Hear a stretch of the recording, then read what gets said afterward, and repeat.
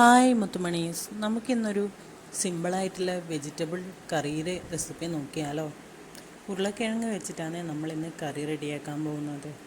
പാചകത്തിൽ തുടക്കക്കാർക്കെല്ലാം ഇങ്ങനെയുള്ള ഈ ഒരു വീഡിയോ ഉപകാരപ്പെടുവേ.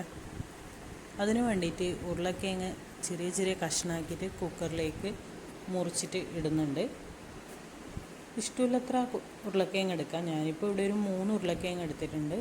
അതിൻ്റെ ഒന്നിച്ച് 2 പച്ചമുളക്, ഒരു ഉള്ളി, ഇതെല്ലാം ഇന്ന് ഞാനിപ്പോൾ മുറിച്ചിട്ട് കുക്കറിലേക്ക് ഇട്ടിട്ടുള്ളതേ. സിമ്പിളായിട്ടുള്ള ഒരു ഉരുളക്കിഴങ്ങ് കറിയാണ് ഉണ്ടാക്കാൻ പോകുന്നത്.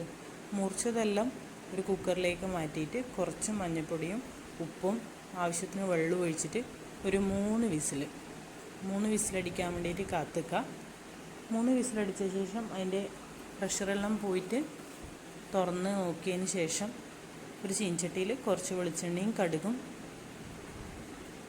എടുത്തിട്ട് താളിച്ച് ഒഴിച്ചാൽ മതി. നമ്മളെ കറി, സിമ്പിളായ കറി റെഡിയായേ. ലാസ്റ്റായിട്ട് കുറച്ച് മല്ലിയില തൂവിയിട്ട് കറി സെർവ് ചെയ്യാവുന്നതാണ്. അപ്പോൾ ഈസി ആയിട്ട് സിമ്പിളായിട്ട് ചെയ്യാൻ പറ്റിയ ഒരു വെജിറ്റബിൾ കറിയായ ഉരുളക്കിഴങ്ങ് കറി